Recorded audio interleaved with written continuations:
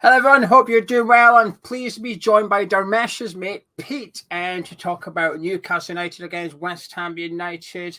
It should be a good game on Saturday, but you must be buzzing right now. Carabao Cup final. Happy, Geordie?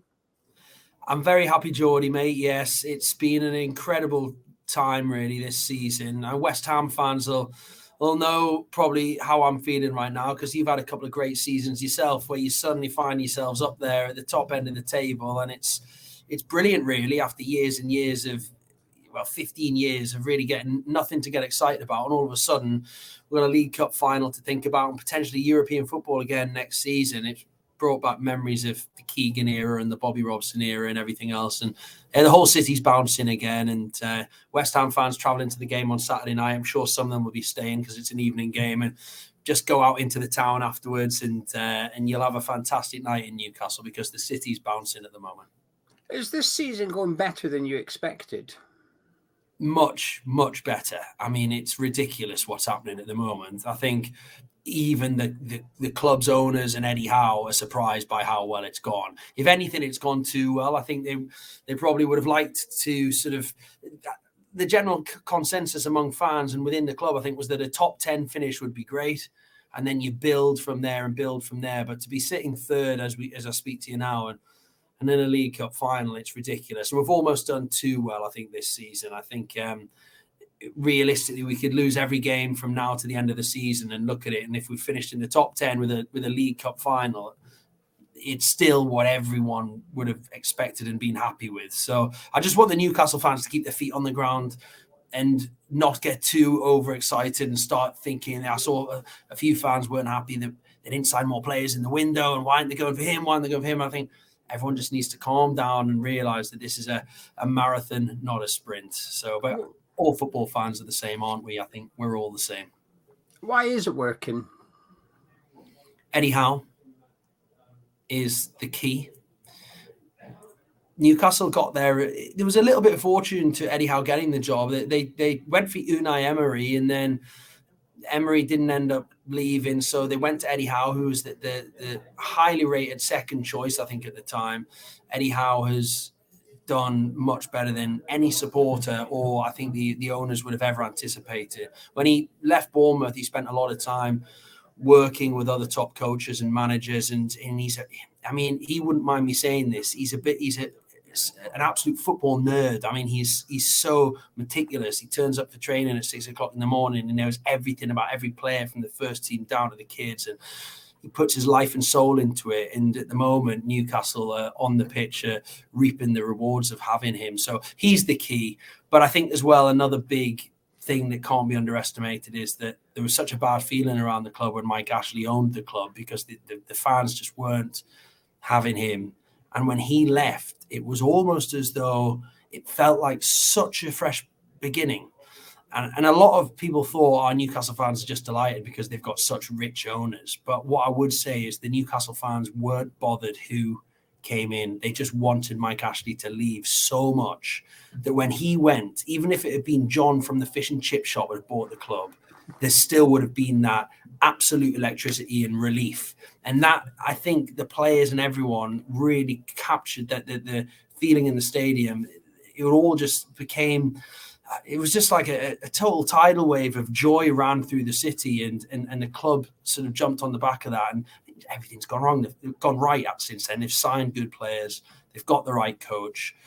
The fans are in full voice, and everything's gone right. But in football, things can turn wrong very quickly. So, we just got to enjoy it while it's going so well at the moment. Obviously, the January window has just closed. A couple of signings for you. One I won't discuss too much in Harrison Ashby, but Anthony Gordon coming in as well. Are you happy with the business Newcastle did? Really happy. Apologies to everyone about Harrison Ashby. Newcastle are a club that have lost their best young players for a long time, have gone off to play for anyone else except Newcastle. We lost top talent to Everton, Liverpool, you name it. The good young players got plucked out of our academy. Harrison Ashby is, if you listen to our Transfer Talk podcast, which I do with Dharmesh, is one I heard about a while ago. They've been trying for I think over a year to sign him. someone that Eddie Howe rates very highly. And obviously they've ended up getting him. He was out of contract in the summer, so I think they've got him for a good fee. So apologies, all West Ham fans. Just know that we know what that's like as well. It's not nice. Anthony Gordon split the fan base. He's a player I'm very excited about. He's got loads of pace. He can go right. He can go left. He's 21 years old. When he's on song, he's an exceptional footballer. And I think he's going to be a great signing under the stewardship of Eddie Howe, because Eddie Howe has got this incredible knack of making players better. He's turned players in the Newcastle squad that I thought weren't fit for the Championship. He's turned them into Premier League world beaters. The likes of Miggy Almiron, Joe Linton, players like that literally were some of the worst players I'd ever seen in a black and white shirt. All of a sudden, they're playing incredibly well, and that's all down to Eddie Howe as well. So I think Gordon will do really well. Have you been impressed with your long-term strategy doing transfers? As an outsider looking in, I quite like how you've said, basically, we'll pay whatever it takes to get the players in, but we're going to place our own value on that player. We're not going to penny above it. Yes, we've got money, but we're not going to get ripped off. And from a neutral's point of view, it feels very organised, that you've got a plan, you're sticking to the plan. And, obviously the last two windows prior, the summer and January last year, it's been justified, I think. Yeah, I've been really impressed with the transfer strategy. There are clubs, I'll not name them, that just don't appear to have any strategy at all. It's been quite scattergun, and they're just going off buying players willy-nilly. I think a lot of people thought that's what Newcastle would do, but they've identified the targets. They tend to be going for a certain type of player. It's players in their early 20s with the best years ahead of them. They probably overspent on a few because they've wanted to get them in. You think, 45 million for Gordon, 60 odd million for Isak. These are young lads. It's always a gamble, but the scouting department is meticulous, and they go through everything. And Steve Nixon, along with Dan Ashworth, Darren Eales, the chief executive, and Eddie Howe, of course, working together, seems so far they've signed a lot of good players, and they've got some bargains as well. Nick Pope for under 10 million, Dan Burn, 11 million, Kieran Trippier with 12 million. These guys have transformed the team. I mean, Pope and Trippier and Burn have been unbelievable. So it's not all been big money signings. There's been some very, very clever ones there as well. And I've been hugely impressed by the transfer strategy and policies that they've put in place. I'm going to put you on the spot now. You're going to have to get your crystal ball out. I want a couple of predictions from you. Not the score prediction. We'll do that at the end. Will you get top four? And will you win the Carabao Cup? Look, top four is going to be really hard. We're there at the moment on merit. We're not scoring many goals. We don't concede many. We've conceded the least in the league, but we don't score maybe enough. There's a lot of teams. We've performed at our best, and there's a lot of teams that have underperformed this season. So if it starts to click for the likes of Liverpool and Chelsea and Tottenham to a certain extent, then, we're going to be under a lot of pressure. So will we get in the top four? I think it's going to be tough. I'll be more than happy to finish in the top 7. That would be an amazing season. So I'm really not worried about that too much. The Carabao Cup, I would love to win it more than anything. I think, that is far above finishing in the top 4 for me. And I know top 4 is Champions League, and winning the Carabao Cup would only get you into a sort of a lesser European competition, but Europa League. But for me, just to win a trophy and for the supporters to win something. The thing is about Manchester United is they're playing extremely well as well, and they've got some very good players. The system that Erik ten Hag plays is not too dissimilar to the system that Eddie Howe plays. It's a one-off game, a little bit of luck. Can we win the Carabao Cup? Yes. Will we win and finish in the top 4? I'm going to go no. I think you'll do both. I've been that impressed by Newcastle and Eddie Howe, and that it's the saying that clean sheets win your titles. And while obviously you're not going for the Premier League, but the clean sheets may just keep you in that top 4, and being hard to beat is not a bad thing. When Liverpool look a bit rocky, Chelsea are the team you were alluding to and didn't want to name earlier. They're all over the place. At the minute, Graham Potter's got to decide which 3 players he's not registering for the Champions League squad. I mean, that's 3 players off to a bad start before they've even started at Chelsea. Whereas I think your club have just got everything organised, the right people in the right places, on the pitch and off the pitch, and it's hard not to be impressed. I think you'll do both. I'm that impressed by what Eddie Howe's done. Last question on Newcastle before we talk about West Ham. Give us a couple of players to watch out for. If there's a West Ham fan that's watching this that hasn't seen too much of Newcastle, who are the players in form? Well, firstly, not Bruno out is massive for you guys. He makes us tick. He's been out of all the signings, he's the one. He's such a good footballer. So him not being there gives you guys a good chance of getting something. I really believe that. I'm trying to think of someone that you won't be expecting, but it's obvious, really. I mean, look out for Isak, because Callum Wilson, I know he always scores against West Ham, but he's not been himself for a few weeks. He's looked a little bit fatigued after the World Cup, and he's not quite been himself. But Isak, when he comes on, looks like a real handful. So if he comes on early enough, he could cause West Ham a few problems. I think Wilson will probably start the game, but if Isak comes on, keep an eye out for him. The usual suspects, though, the back five from Pope in goal, Trippier, Shaw, Botman and Byrne. A lot of West Ham fans might be seeing Botman for the first time, I guess, the ones that travel to that game. He's been incredible as well. He's only a kid again. He's like 21, I think, but he's so calm and cool on the ball, and he makes a huge difference. It's hard to pick one out. Miggy Almiron's been brilliant. Joe Linton is superb. Joe Willock's getting better week by week. I could just name all 11 if you like. You could do. Yeah. What I would say is the usual suspects that you might be going there worried about, maybe not the ones to worry about. Wilson's not quite firing. Alan Saint-Maximin, again, doesn't seem to be fitting into Eddie Howe's system at the moment. So a year ago, I would have said those two straight away. This year, I'll say it's other players to look out for. Yeah, Callum Wilson will have him and Michael Antonio also do the podcast, don't they? So it'll be a bit of a personal battle between them two going on the pitch. Now let's talk about West Ham then. What's your thoughts on the Hammers? I've really enjoyed seeing how well they've done the last couple of seasons. I love David Moyes. I know he's had a tough season this season, but he was the right appointment at the right time for West Ham. It was great to see West Ham back up the top end of the table again and getting into European football. It reminds me a lot of the last time Newcastle finished high up in the table. Newcastle finished fifth under Alan Pardew, and the following season they were in the UEFA Cup or Europa League, whatever it was, and I think they either went down or they nearly went down because it was just too much playing all those European games. And the players were just shell-shocked and knackered. And I'm sure they got, correct me, they could have got relegated or they nearly went, they finished fourth bottom and really struggled after finishing fifth the season before. And I think West Ham have probably suffered a little bit from that. They're playing in Europe and it's probably had a little bit of a hangover into this season. It is inevitable, a lot of tired legs and maybe not some of the players who performed well over the last couple of seasons. There's another year. They're another year older, and they're not quite performing at the same level. But West Ham are a side that can always cause you problems. I think Danny Ings is a good signing. He knows where the back of the net is. He's always scored goals. He'll inevitably cause Newcastle a few problems on Saturday night.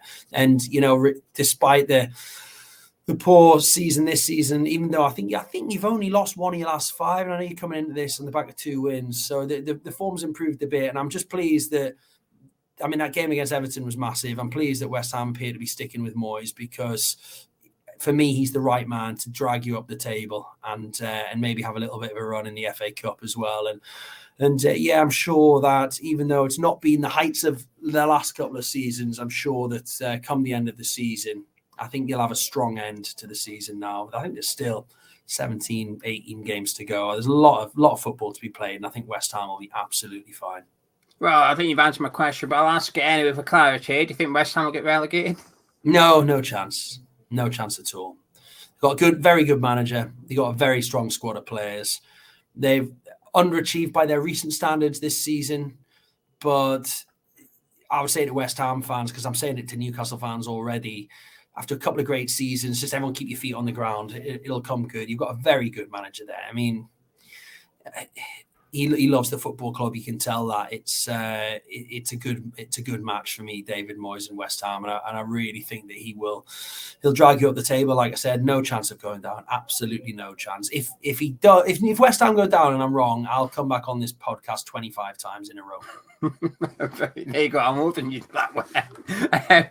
If are West Ham a case study for you as a Newcastle fan, or do you think it's a bit different? Because obviously you're talking about how we qualified for European football. We've got into European football 2 years in the trot, and then very quickly it's gone a little bit sour, and you put that down to being in European football. And Newcastle at the minute have got quite a thin squad. You know, you look at who's going to replace Bruno, and like you said, it'll probably be St. Maximin, and Yolenton will probably drop back because you don't have a candidate to come into that centre midfield area. So do you worry, and I guess this ties in with when you said maybe it's going a little bit too well too soon, which is you're jumping ahead of the plan, if you like. Do you worry that Newcastle could do a West Ham if you have European football, or do you think your club's just a bit more? No, I think the difference with Newcastle to West Ham is I think if we do qualify for European football next season, I think they'll spend really big. I think they'll try and make the squad be big enough to compete. There's no doubt that Newcastle have immense spending power with the public investment fund of Saudi Arabia sort of owning 80% of the club. I mean, it's incredible to be able to potentially call on that sort of finance. So I think that I can see your point. I could see Newcastle doing really well this season, and then next season with European football maybe only finishing mid-table. But I can't envisage us being drawn into a relegation battle again while they have these owners. Either can I, for what it's worth. I was just asking the question. I think you're building a solid foundation. I think when clubs like West Ham, Wolves in the past, even Burnley at one point had a run in European football, it's sort of not built on a house of cards, but it does feel a little bit fragile, and that you've just taken an opportunity, you've made the most of it and gone to European football. But I see the Premier League now is a top 7 now. I do see Newcastle as part of that upper echelons where you ain't coming out of it anytime soon, as providing you make the right decisions, which you have done so far. I think the long-term future for Newcastle's bright, just as much as the short-term future is anyway. But I just thought to ask a question, listening to what you were speaking. But let's turn our attention to St. James's Park Saturday evening then. How do you see that one going? I think it's a good time to play Newcastle, and it sounds stupid, but Tuesday night was a massive game for the club. I think most of the Tynesyde's been partying ever since. It was a huge time for the players. It would have taken a lot out of them, I think, mentally and physically. And West Ham got a chance to go in there and get something. Now, as I said, Bruno missing is massive. He's so important for us. What that'll mean is that probably Joelinton will drop. He's been playing wide left. He'll probably drop into centre midfield alongside Willock and Longstaff. And you might see a debut for Anthony Gordon on the wing with Alma on one side. And then he'll have to choose between Wilson or Isak. But there was some question mark over Isak's fitness as well, because he took a ball to the face in the cup game, and there was some question marks about whether he was going to be able to play or whether there was a concussion conversation to be had. So if Isak's missing as well, Newcastle don't have any more strikers in behind Wilson, who I said has been a little bit off the pace. So it might be a good time to play Newcastle. That said, Callum Wilson's one of those, isn't he? He loves playing against West Ham. He might suddenly emerge from the little shell that he's been in a little bit for the last few weeks and have a great game. But Saturday night, it'll be packed to the rafters. It'll be an incredible atmosphere. You can't get a ticket at Newcastle anymore. I mean, if I had a penny for everyone who's asked me for a ticket for Wembley in the cup final, I'd be a millionaire. My phone hasn't stopped. People I've not spoken to since, like in decades, since I was at school, have been coming out of the woodwork saying, Pete, I've been meaning to message you for the last 20 years. I think you're having a fantastic career. Love watching you on Sky. By the way, do you know if you can get me a ticket for the family? I'm like, dude, I've not spoken to you in 20 years. You know what I mean? So you can't get a ticket. So we'll be packed to the rafters. Great atmosphere. So yeah, that might be a little bit intimidating for the West Ham players. But yeah, I think it'll be a tight game. Newcastle might just edge it. But you've got a chance. West Ham fans who are travelling to the game, go there with a bit of positivity. You do have a chance. And like I say, if you're staying over, make sure you get yourself out into the city, because the place is rocking at the moment. You'll have a fantastic night. And what's your score prediction? I am going to go with, we don't concede many goals. I think it might be 1-0. I think I'm going to go for a 1-0 Newcastle win. but there is the Danny Ings factor. Who's going to start up front for West Ham? Danny Ings is injured. You'll be pleased to know. Oh, there you go. There's me, Sky Sports Pete. Yeah, we signed him. We signed him. He played 20 minutes against Everton on his debut, and after 20 seconds, he got injured, and he's out for a month. Oh, right. I saw most Danny Ings thing ever. Yeah. Okay. Right. Well, that might. Yeah, I'm gonna go 1-0. We don't score many, but we certainly don't concede many either. So I'm gonna go for a 1-0 Newcastle win. Out of interest, if Ings was playing, would that alter your score prediction? Yeah, because I think a player like him, he knows where the back of the net is, and I think that just because he's just signed, he'll want to impress. You don't want a Danny Ings with a point to prove, and a new set of supporters to try and enamor himself to. So I think I would have maybe given you a 1-1. But I think with him being out, Mikel Antonio's not quite been himself either, has he, this season? No. Well, will Antonio lead the line then at St James? Yeah, it'll be Antonio. Scamacca's also injured. He's hinted that he's maybe back, and Moyes has told us that Scamacca's had his third injection in his knee, so we're trying to basically patch him up so that he's able to play some games. But Ings is injured. Scamacca's a major doubt, so Antonio will lead the line. He's looked a little bit better in the last couple of games, but nowhere near 2 seasons ago, Antonio. We all forget, don't we, that these lads, they're another year older, and you see, to maintain it year after year after year, only the likes of Messi and Ronaldo seem to keep coming back, and they kept doing it year after year after year, didn't they? But it's for Premier League players, it's Newcastle are signing 21, 22-year-olds, and that's where the market is right now. It's all youth, and it's. It makes me feel incredibly old, but it almost feels like as you're getting players are getting north of 26, 27, they're struggling to keep up with the pace of the league. Yeah, which is amazing. We're signing a 30-year-old striker, and he's injured. So there you go. Maybe there's something in that transfer strategy. But Pete, listen, thank you very much for joining me. It's been a massive pleasure. Enjoy the rest of the season. Good luck in the cup final, and I mean that because I don't like Man United, so I will be rooting for Newcastle in the final. But thank you very much. You guys at home have enjoyed it. Please do drop a like on the video. Subscribe if you're new to Hammers Chat. I'll catch you in a bit.